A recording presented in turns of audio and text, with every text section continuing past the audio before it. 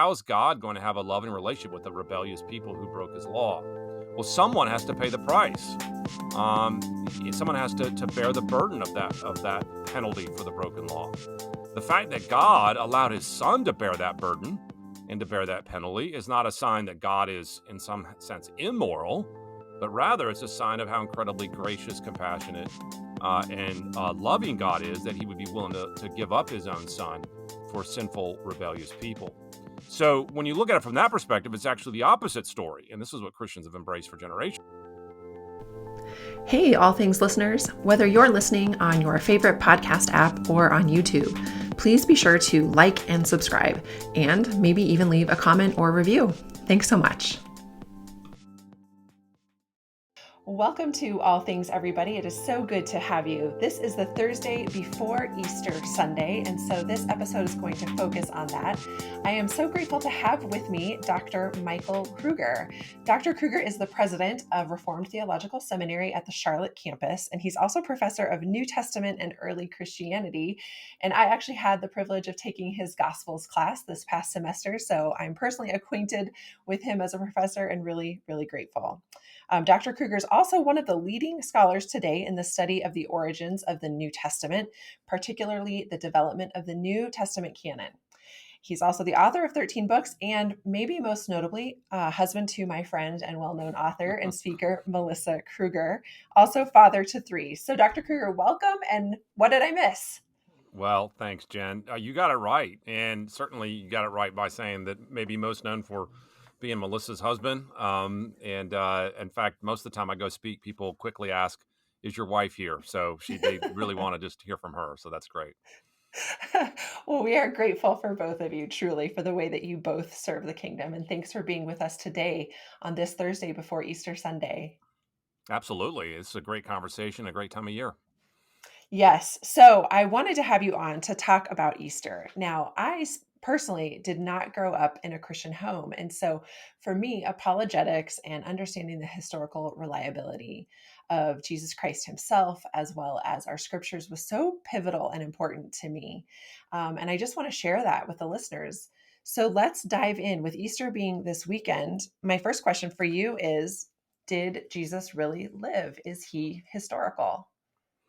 Yeah, well, what I love about Easter is it reminds us of history. It reminds us of Christian history. And even for non-Christians, they have to think through, well, does Easter mean anything more to me than just Easter eggs and Easter bunnies and things like this? And, your first question is the right one, is that when we talk about Easter, we're talking about a real human being that actually lived. What's interesting to note, among scholars today, actually, there's not much doubt about that.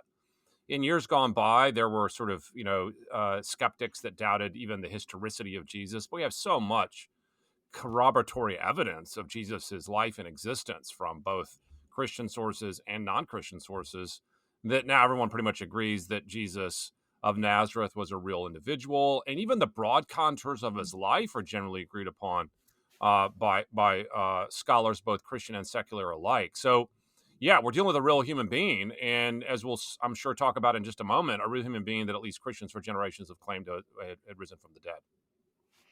Wow. Okay. So I think that's fascinating that there is just agreement across the spectrum of scholars that Jesus was a real human being.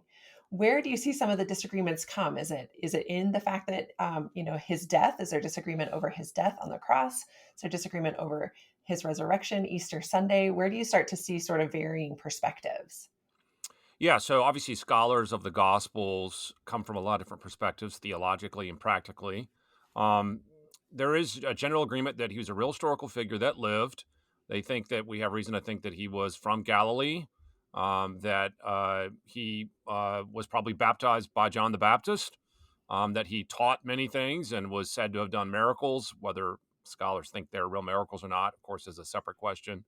And then most agree that he was crucified by the Romans. And so there actually is a remarkable amount of agreement on the broad contours, and the Gospels, of course, themselves, Matthew, Mark, Luke, and John, follow that contour broadly. And then, of course, the Gospels make additional claims beyond that.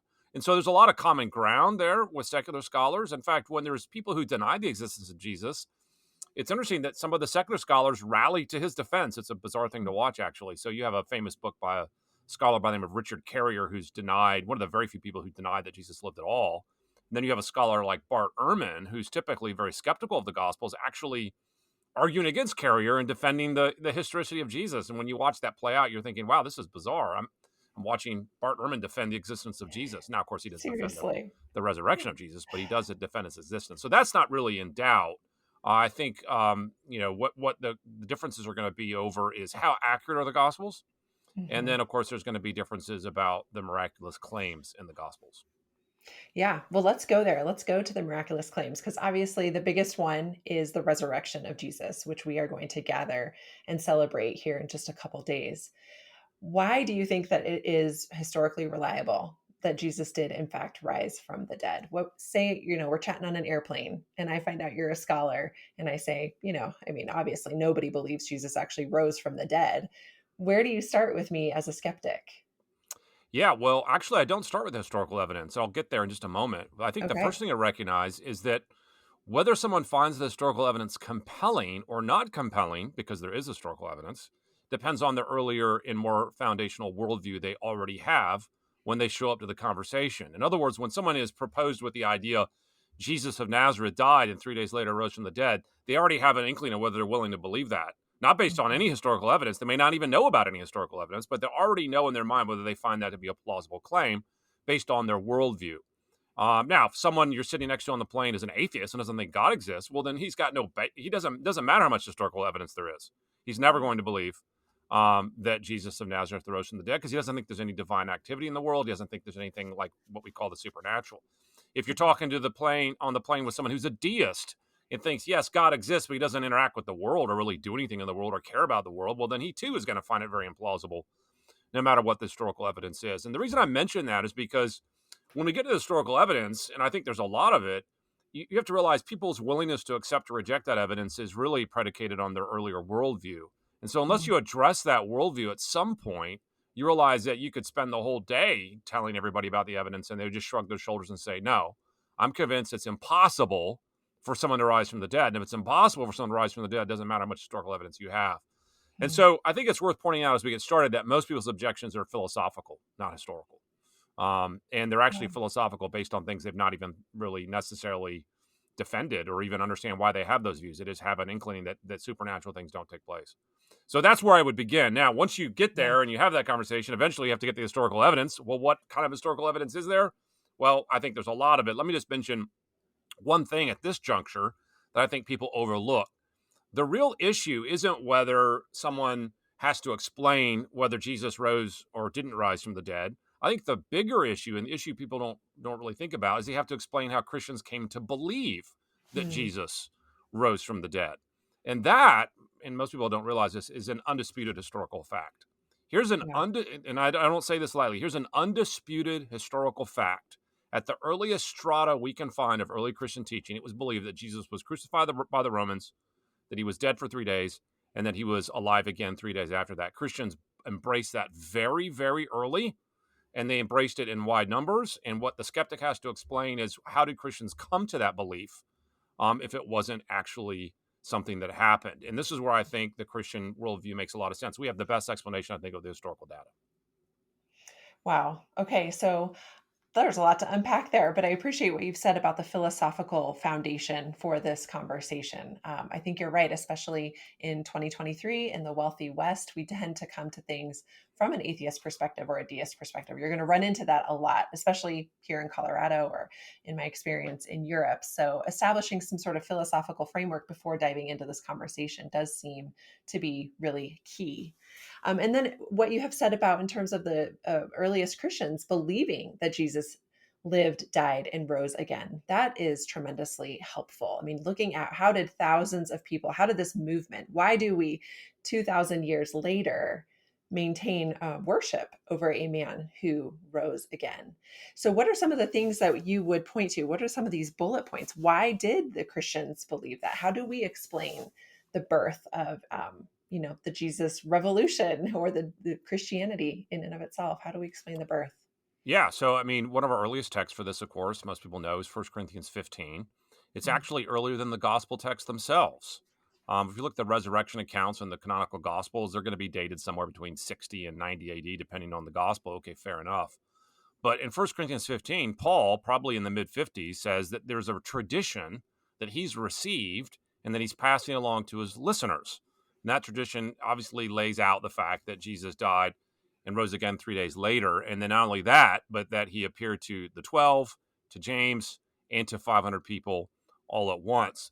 That particular block of material in 1 Corinthians 15, scholars have shown, is much earlier than Paul, is standardized tradition that he inherited, and probably goes back well into the 40s, if not before.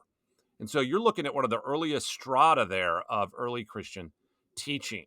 And so Christians had that belief for an early time. And there's really three things I think confirm that belief. And we won't be able to say all that we want to say in a short podcast like this about each of them. But one, of course, is that if Jesus rose from the dead, there would have been an empty tomb. There has to be some recognition that that's a key reason people thought he was alive, is that he wasn't there. If Right. Jesus was still there and you could go to the tomb and look at it, then there's no reason to think the resurrection would have really gotten off the ground. So one piece of evidence is that, of course, there's no body. And Mm. a second piece of evidence is the eyewitness accounts themselves, which include many people who not only claim to see Jesus rise from the dead or to be alive after he rose from the dead, but that had a relationship with him, talked to him, listened to him, etc. And then Right. the third area of evidence, I think, is the existence of the early Christian movement. And I want to pause on this last one because it's often overlooked. People don't realize that there was many earlier would-be messiahs besides Jesus. Mm. And each of those messianic movements all ended for the exact same reason, is that the Roman government got the would-be messiah, killed the would-be messiah, and the movement ended. Mm. Well, interestingly, with Christianity, the same thing happened. The would-be messiah was arrested and killed by the Romans, but the movement didn't end. The movement actually continued. That requires an historical explanation because that's a fact. It's a fact that Jesus was killed. It's a fact that the movement didn't end. And it's a fact that Mhm. they claimed he rose from the dead. That has to be explained. And I think this is why scholars have worked so hard to explain it. And I just don't find their explanations more credible than the resurrection itself. Wow. Okay, can we pause on that messianic idea that you've just brought up for a second? Were these messianic figures, did they come from Judaism, or was it sort of just the spirit of the age that was sort of a popular way? I mean, I know we do have messianic figures now as well, but what do you account for that? No, these were Jewish would-be messianic figures. Okay. Not. We use the term messianic now in our modern day to refer to anybody who's a leader or sort of a promised one.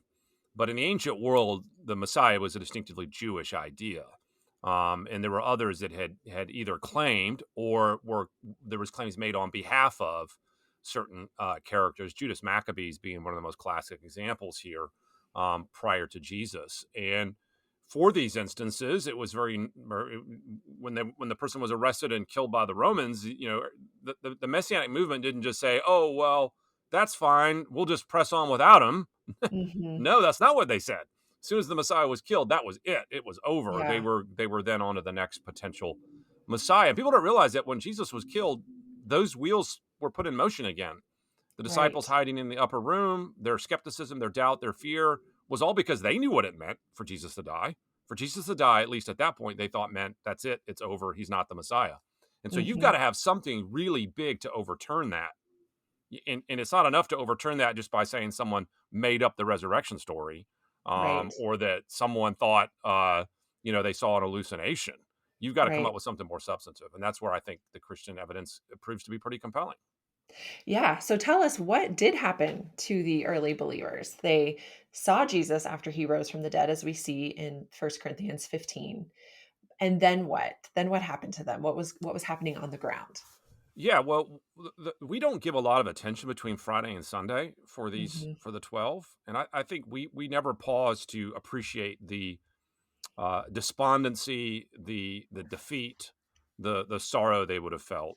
And it wasn't just sorrow over a lost friend, which it certainly would have been that, but it was sorrow over the dreams they had about the kingdom of God coming and being crushed, and Jesus not the Messiah. They weren't in a posture where they were trying to salvage the mission. They weren't in a posture where they're trying to come up with some fake resurrection. They're in a posture of survival. They're trying to hide so they're not next. So what I want to point out to people is that people get this impression that the early Christian movement was prone to think they saw Jesus, right? Like any whisper, any figure behind a rock or tree, they think, oh, there's Jesus alive again, as if they're just hanging on the edge of seeing things. But the opposite proves to be the case at every turn. There's people who see Jesus and they don't even recognize him. You got the disciples on the road to Emmaus. They're like, Jesus is walking with them. They don't even recognize him. Mary Magdalene Wow. sees him in the garden, doesn't recognize him. The idea Right. that the entire Christian movement was on the edge of just making up resurrection appearances is completely foreign to what we are faced with on an evidentialist level. We're seeing that people had no proclivity of all to think that Jesus was alive. And so now the question becomes, well, what can overturn that? You know, you see the women knock on the door saying, we've seen him alive, and the disciples don't believe it. So again, showing that they're not prone to think he's alive. And then Peter and John run to the tomb, and then even then they're not sure he's alive. So what led them to believe he's alive? The resurrection appearances themselves. The only explanation that I can come up with as an historian that explains all the evidence is if Jesus actually appeared to the 12 in a way that they could see, touch, and feel. And that's what shifted the movement and turned it around 180 degrees.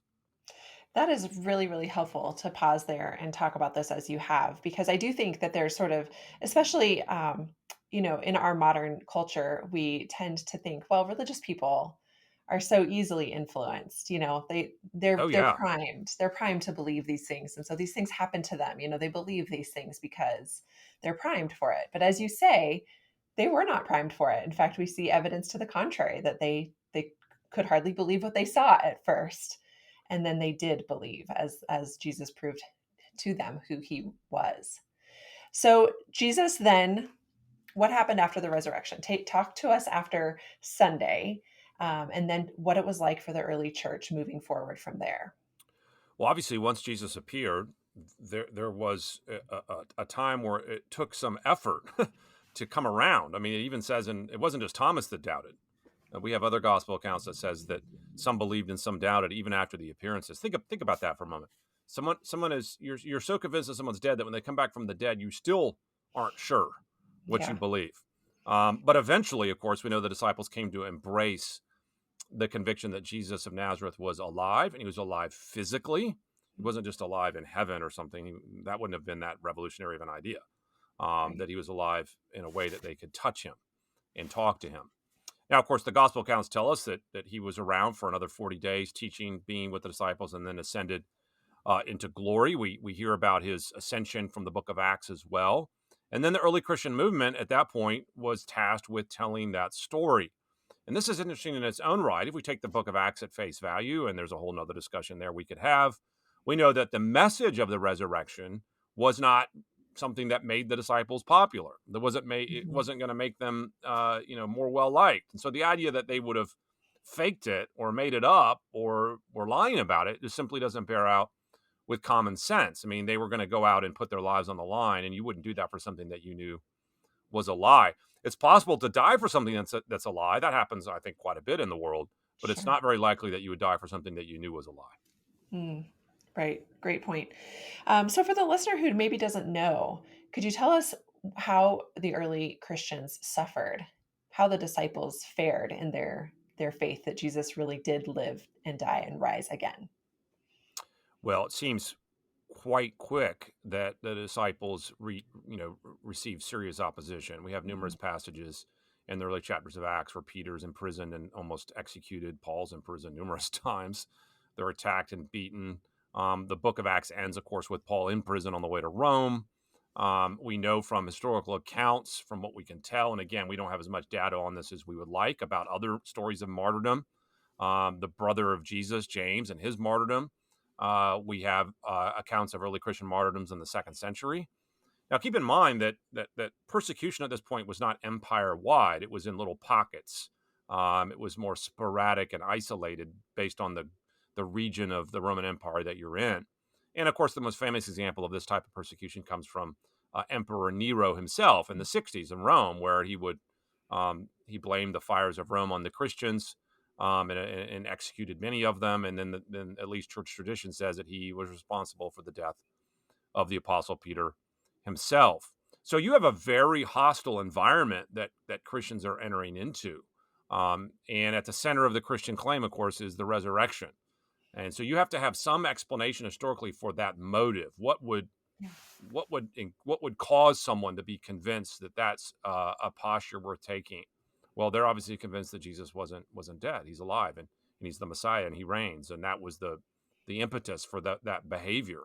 Um, and so again, for people who have to deal with the evidence, the historical explanation isn't just can I explain Jesus rising or not rising, but you have to explain how Mhm. Christians came to believe it and how they came to be willing to die for it. Yeah, that is so good. Um, in addition to obviously believing what they saw or believing what they told or the historical tradition that was passed on to them, what were the benefits to those early believers? How was life in Christ or life as part of the church different for those first believers than it was for them on the outside of the church?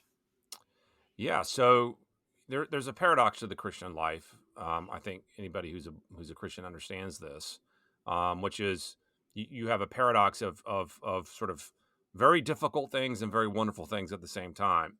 And Mm, I think the early Christians would have experienced this. They, in the midst of all that persecution and opposition, we see from the Book of Acts and other historical reports that the Christians enjoyed really great fellowship with other believers, a bond of love in the community of Christians. Obviously, we would argue as Christians that there is the spiritual fellowship with Christ himself by the Spirit in your hearts as you serve him and live for him, which brings joy and peace. And so there is a lot of benefit to following Jesus that clearly in the minds of the early Christians outweighed the dangers yeah. and the persecutions. And the most important benefit in their mind is that they were serving the king of the universe. And even if they were killed, they believed that they would live forever with their own future resurrected body. And this is really Mm, the ultimate hope of Easter, which is that Jesus rose from the dead with a resurrected body as sort of a first fruits of our own future resurrection. So, as Christians followed Jesus, their hope was that someday they would be like him. And by like him, what that meant is that they would have a resurrected body too and would live with him mm, forever. And that's yes. that's that's the motivation for Christians. Yes. Amen. Well, let's turn the corner just a little bit here. Let's talk a little bit about the New Testament. I mean, you are one of the leading scholars today on the New Testament, on the origins of the New Testament. And a lot of what we're talking about is found in the New Testament. So perhaps you're chatting with your airplane seat partner and they've been convinced that, okay, there's this clear historical movement and we have to explain why this movement originated and why these people believed in the risen Jesus and chose to follow him. But suppose they are still sort of skeptical about our scriptures. Are these really believable documents? Are these really grounded in history? And I know that we could talk for years on this topic, but what are some of the talking points that you like to share with the skeptic when it comes to the historical reliability of the New Testament? Yeah, you're right. There's so much to say there, and you've had my class, so you know there's a lot more to say there. I mean, the first thing I would say to the person on the airplane is I'd go back to the First Corinthians 15 Yeah. scenario. Here's some things that may surprise the person. Even secular scholars agree that Paul wrote First Corinthians 15. And even secular scholars agree that he's teaching that Jesus rose from the dead. And even secular scholars agree that he inherited earlier tradition that predates him by quite a margin.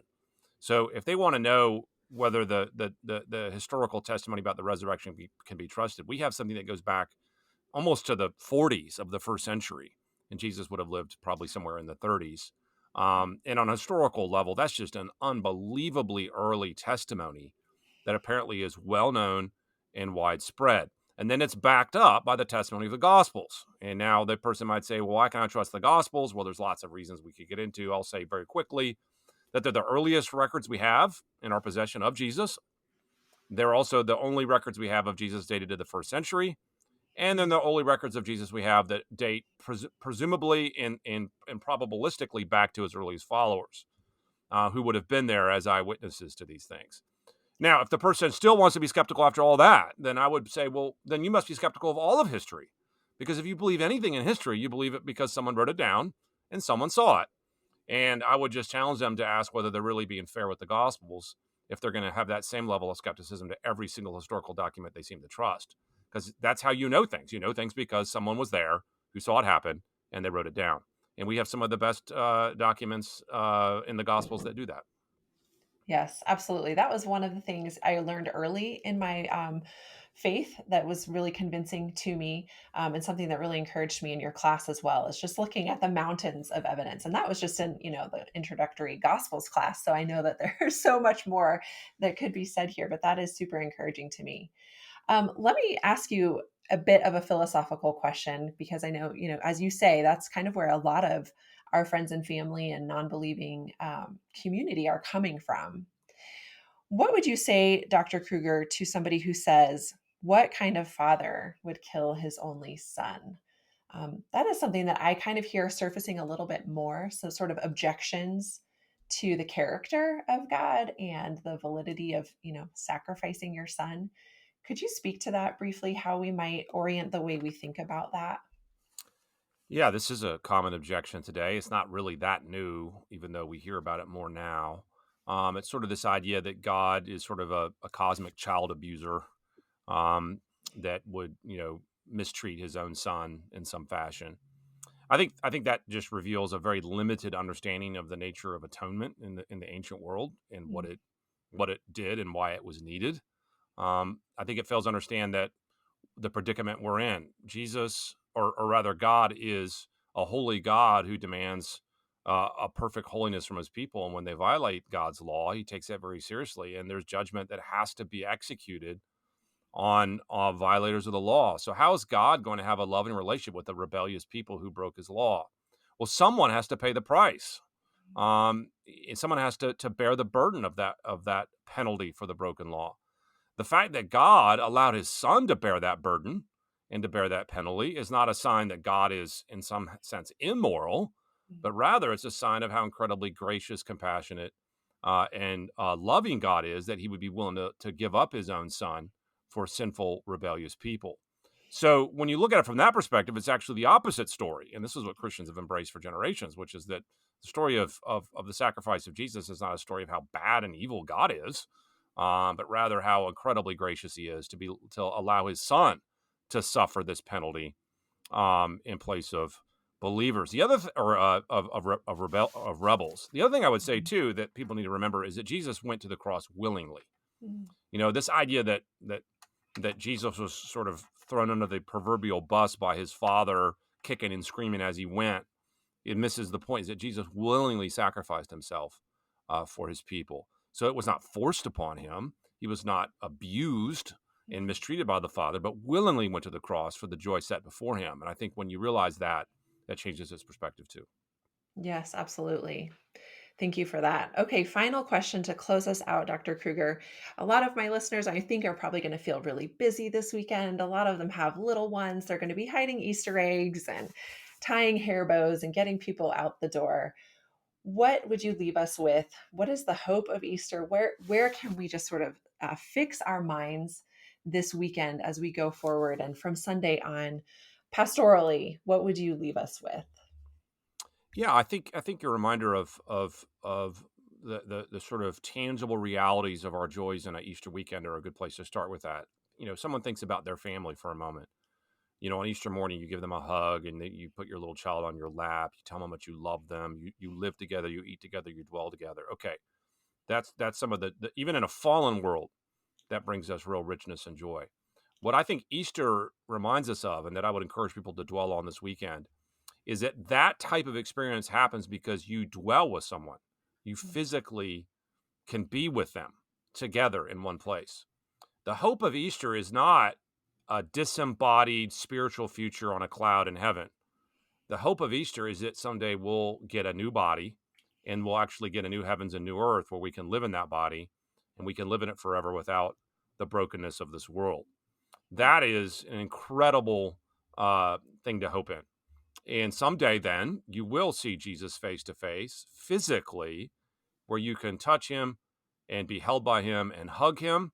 And for other believers that will see in the new heavens and new earth, we will be together with them again physically because we'll have resurrected bodies where we can dwell forever. So the joy, even the limited joy we feel now when we're with another person, you will be with people forever like that.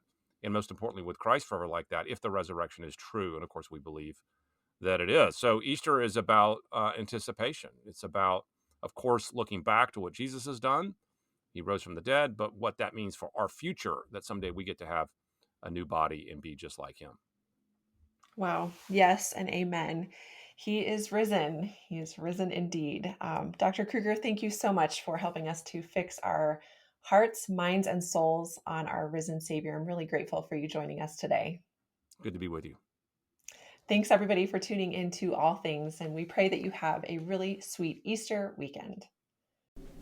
Thanks so much for taking time to listen to All Things with me, Jen Oshman, where we look at current events and cultural trends through a Christian lens. All things were created through Jesus and for Jesus, so we're seeking to apply His word to what's happening here and now.